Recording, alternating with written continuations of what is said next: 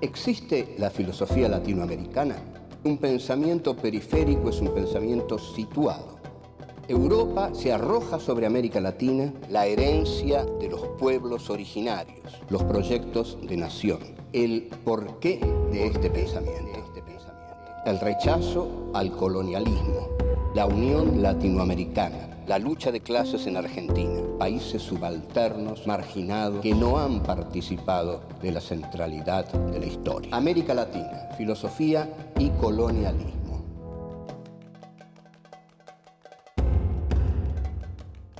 Encuentro 6. La Revolución Mexicana. 1. Tierra y libertad. 2. La rebelión y la afirmación de sí. 3. Pensamiento y praxis. 4. Revolución y después.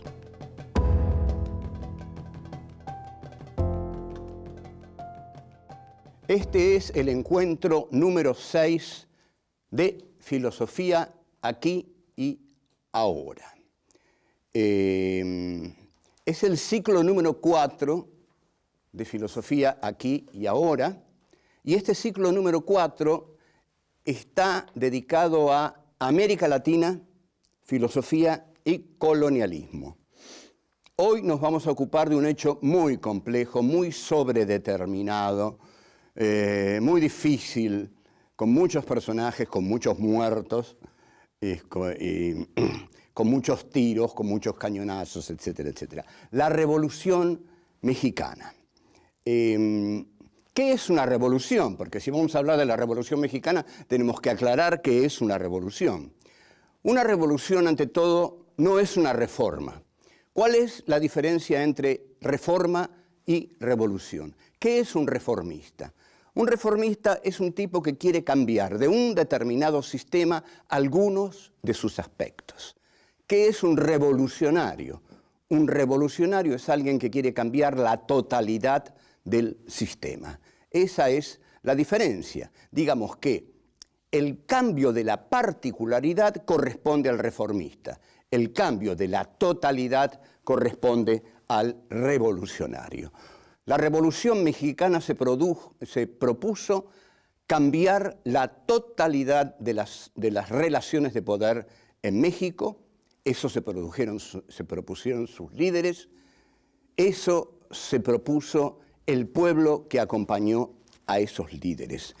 Cambiar el régimen de propiedad de la tierra que estaba, como siempre, y como sigue estando, en manos de los grandes terratenientes.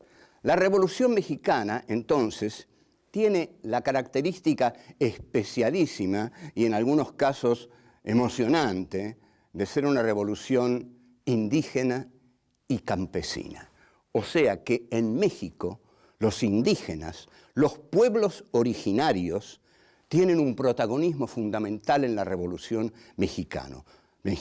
Estos indígenas, estos restos de los pueblos originarios que habían sobrevivido a la masacre impiadosa de la colonización española, tenían presencia en México.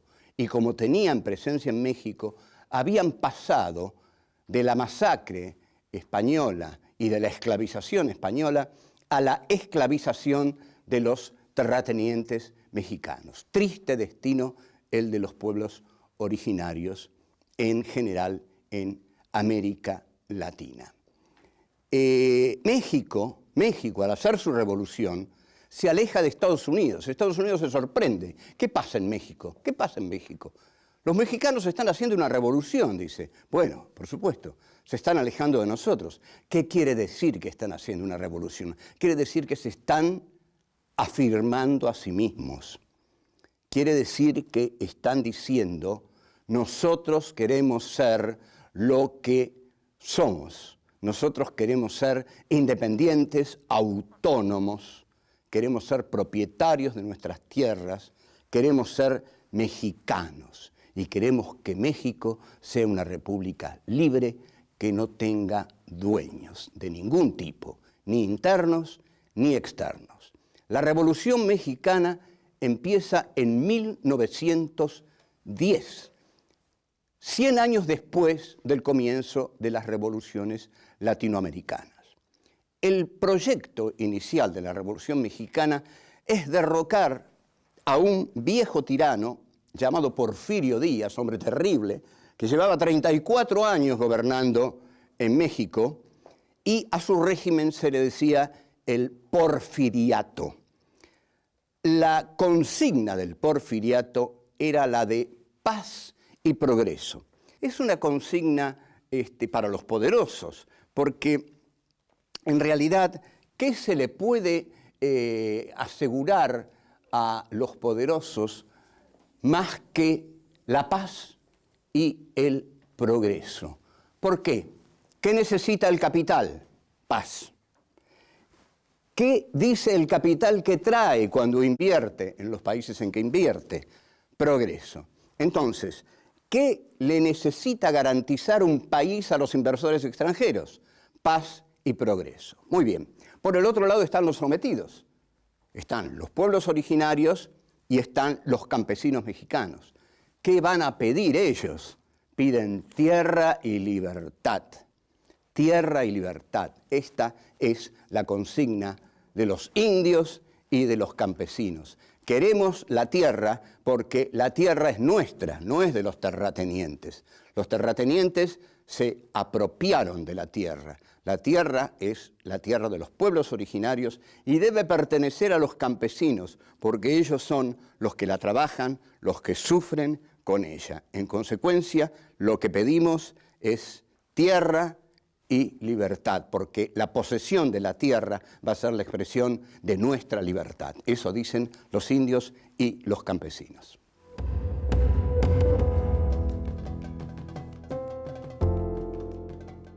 Pero hay que levantarse en armas contra el régimen de Porfirio Díaz, porque Porfirio Díaz tenía mucho poder, tenía muchos soldados y tenía muchas armas. Entonces, es Francisco Madero el que se levanta en armas contra Porfirio Díaz. Ahí está entonces Francisco Madero acosando al porfiriato a través de la lucha armada. El porfiriato pierde esta batalla y Francisco Madero derrota a Porfirio Díaz y al derrotarlo a Porfirio Díaz, ¿qué es lo que hace? Bueno, lo que hacen todos los triunfadores, asumen el poder, asume la presidencia. O sea que ahora lo tenemos dentro de la Revolución Mexicana a Francisco Madero como presidente. Esto no gusta a los campesinos, porque no les gusta Madero, un hombre aparentemente más unido al poder burgués, terrateniente, y asimismo también guarda que eso es una tendencia muy grande en los líderes, que a los verdaderos intereses populares. Entonces, en la localidad de Morelos, se levanta en armas un gran caudillo popular, uno de los más grandes caudillos populares que dio América Latina, Emiliano Zapata. Zapata se levanta contra Francisco Madero y a Zapata lo siguen los campesinos. Pero hay inmediatamente una contrarrevolución inmediatamente armada por el poder para sofocar este peligrosísimo levantamiento popular de Zapata. La contrarrevolución la encabeza un tipo muy sanguinario que se llama Victorino Huerta. Esta es toda la complejidad de la Revolución Mexicana, porque además todos son bravísimos. Huerta da un golpe contra Madero y se adueña del poder, y ahí podríamos decir que empieza la Revolución Mexicana, que va a tener dos líderes fundamentales. El que hemos nombrado, Emiliano Zapata, y el otro, el mítico líder de la Revolución Mexicana, Pancho Villa. Tanto Pancho Villa como Emiliano Zapata son los dos grandes caudillos de la Revolución Mexicana. Entonces, aparece también junto a Huerta Carranza, que es otro personaje que está con él tan brutal, tan sanguinario y tan contrarrevolucionario como Huerta. Entonces, Zapata y Pancho Villa llaman a la lucha contra Huerta y Carranza. Y ahí sí, acá sí, estamos en plena revolución. Volvamos a preguntarnos entonces, ¿qué actitud humana implica una revolución campesina e indígena? ¿Qué es una revolución? Una revolución es una falta de respeto al poder. Una revolución es, por parte de los sometidos, la aparición de una conciencia crítica que le permite a los sometidos decirle no a aquellos que los someten. La libertad del hombre consiste en este no. Cuando el hombre está sometido, encadenado, sometido a hacer casi una cosa, toma una conciencia crítica de su situación y dice no. No, señores, esto es injusto. No, señores, yo no acepto esto. No, señores, yo me levanto contra este orden. No, señores, yo hago una revolución. Bien, hay otras interpretaciones de esto muy modernas que parten de Nietzsche, como por ejemplo las que están en Gilles Deleuze. Si ustedes leen a Gilles Deleuze, si tienen ganas de leer a Gilles Deleuze, por ejemplo, 1000 mesetas, que es un libro, digamos, recomendable, Esquizofrenia y Capitalismo, etcétera, etcétera. Deleuze parte de Nietzsche y niega la negación porque dice, hay que partir del sí, hay que partir de la afirmación de sí mismo. Ante todo, el que va a negar tiene que afirmarse a sí mismo. Pero lo que yo le critico a Deleuze y a Nietzsche, o lo que Deleuze no quiere ver en Nietzsche, es que para Nietzsche la afirmación de sí es la de los aristócratas. ¿Quiénes son los que parten de la afirmación de sí? Los aristócratas son los que nunca dudan de sí mismos. Nietzsche decía que los aristócratas griegos decían nosotros los veraces. ¿Por qué decían nosotros los veraces? Porque decían lo que nosotros decimos es la verdad. En consecuencia, partían del sí, de la afirmación de sí mismos. Lo que no entiende el señor Gilles Deleuze, aunque sea francés y aunque se haya leído reverencialmente en la Argentina, es que el no y el sí se dan juntos.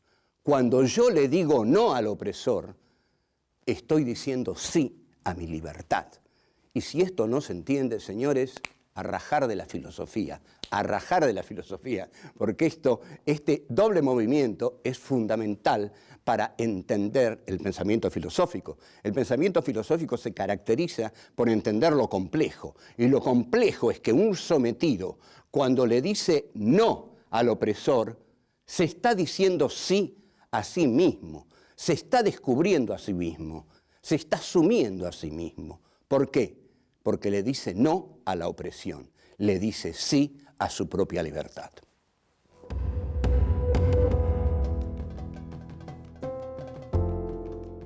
El levantamiento zapatista es multitudinario. Al ser multitudinario, Zapata logra tener toda una zona de México bajo su dominio revolucionario. Al tenerla bajo su dominio revolucionario, lo que comienza a tomar son medidas revolucionarias. Crea entonces juntas revolucionarias y comisiones agrarias encargadas del nuevo reparto de las tierras. Se sancionan entonces las nuevas leyes agrarias y se ocupan las tierras de los terratenientes. Esto es una revolución, es decir, la propiedad privada es inalienable, es intocable para el capitalismo, es sagrada. En Hegel, la propiedad privada es la objetivación de la libertad. Entonces, imaginen ustedes el insulto al propietario privado y a la objetivación de su libertad que indios y campesinos le ocupen sus tierras. Pero esas tierras son ocupadas y hay confiscación de esas tierras y hay reparto de esas tierras entre los pobres, la tierra para los pobres. Aquí hay filosofía, aquí hay pensamiento latinoamericano, todo esto es pensamiento latinoamericano. Quizás el pensamiento latinoamericano tenga la característica de que se ha desarrollado a través de la praxis, a través de la acción, y no tanto a través de una literatura escrita. Estas leyes agrarias del zapatismo son ideas, son ideas. Aquí hay ideas. Aquí quizás hay una realización de ideas de cierto marxismo del siglo XIX que se encarnan en las leyes zapatistas. Por ejemplo, la tierra es para el campesino que la trabaja. Esta es una convicción profunda del zapatismo. Zapata, a su vez, crea un plan, crea el llamado Plan de Ayala. Ustedes observen que también se escriben las ideas. El Plan de Ayala no está en el aire.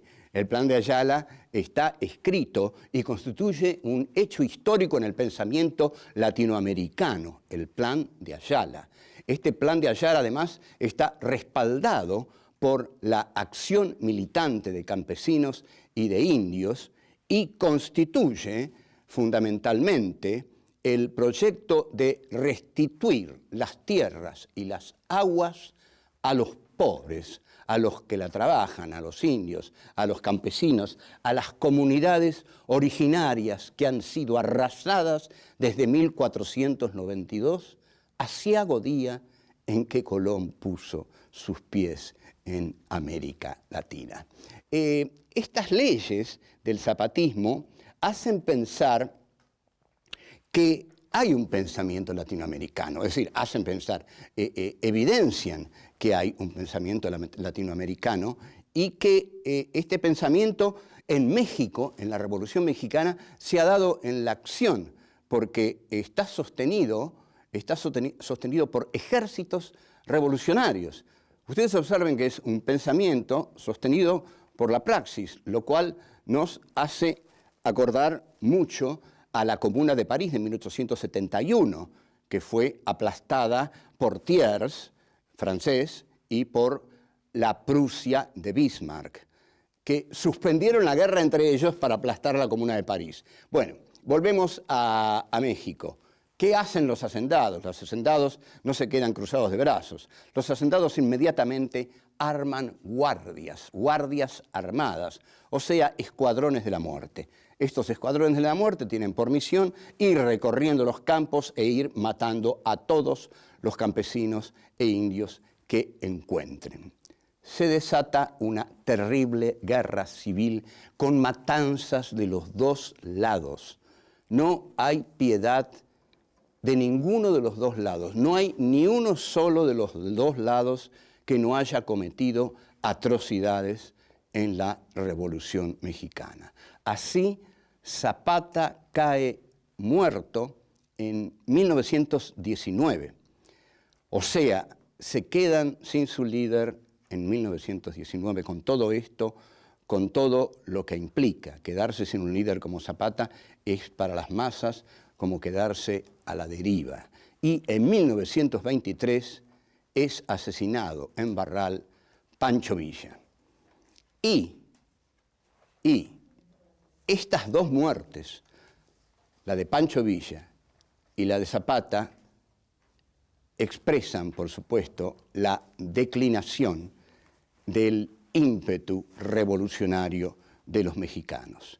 Esto también debe hacernos entender que en determinado momento las masas ponen su fe en determinados líderes, porque estos líderes saben representarlas y pelean junto a ellas y arriesgan su vida junto a ellas y mueren junto a ellas, como Pancho Villa y Emiliano Zapata, ejemplos de líderes revolucionarios que dieron su vida y murieron junto a los pueblos que representaban.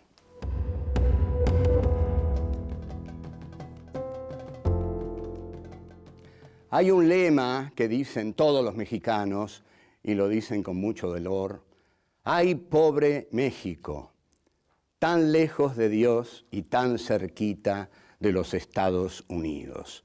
Por supuesto, en todo este alboroto, los Estados Unidos tomaron intervención y amenazaron justamente con intervenir en la Revolución Mexicana, por supuesto, a favor de los poseedores, de los terratenientes. Lo que preocupaba realmente a Estados Unidos es que México, con esta revolución, consolidaba su identidad nacional.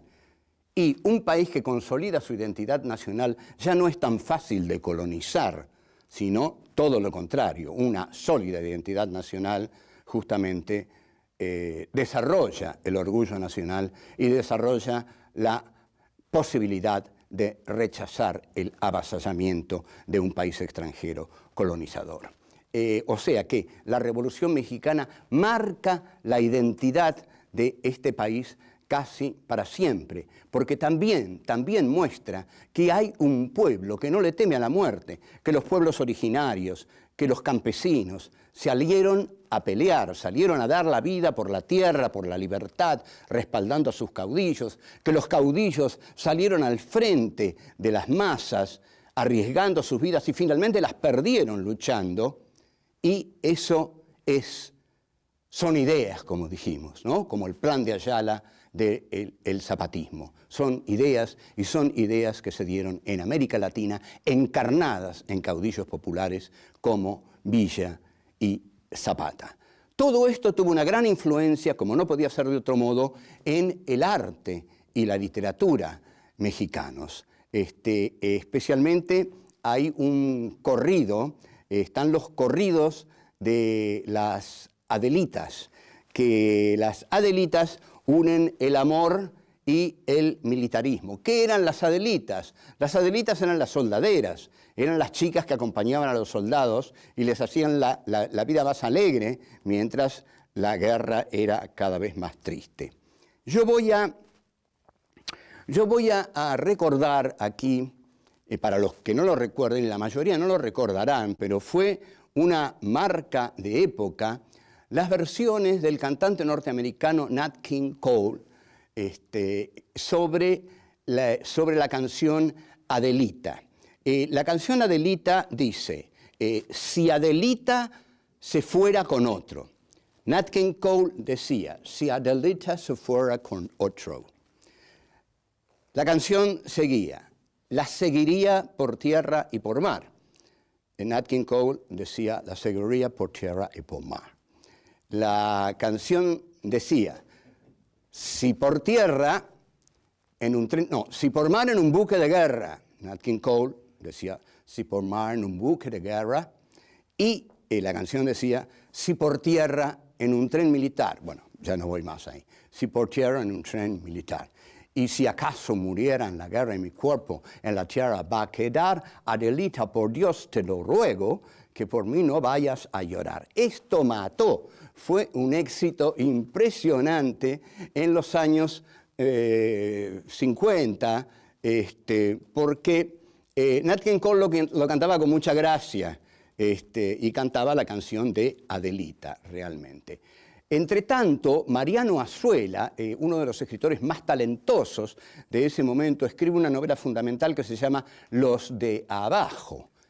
Los de Abajo, y expone los ideales de los de abajo, expone los ideales de los campesinos y de los pueblos originarios. Se les reprocha a los luchadores de la Revolución Mexicana que no tenían ideología, pero esto es un disparate total, porque un movimiento que se propone expropiar la tierra a los terratenientes, caramba, si eso no es ideología, díganme qué es ideología. Entonces, los norteamericanos, como nunca están, el cine de Hollywood nunca está alejado de estas cosas, en 1952 hace una meritoria película dirigida por un notable director, Elia Kazan, que luego fue un buchón del macartismo, protagonizada por Marlon Brando y Jim Peters y Anthony Quinn, que hacía el hermano de Zapata. Brando hacía Zapata y Jean Peters, su mujer. Jean Peters era una actriz de esa época que luego se casó con Howard Hughes, un ultramillonario y totalmente piantado norteamericano.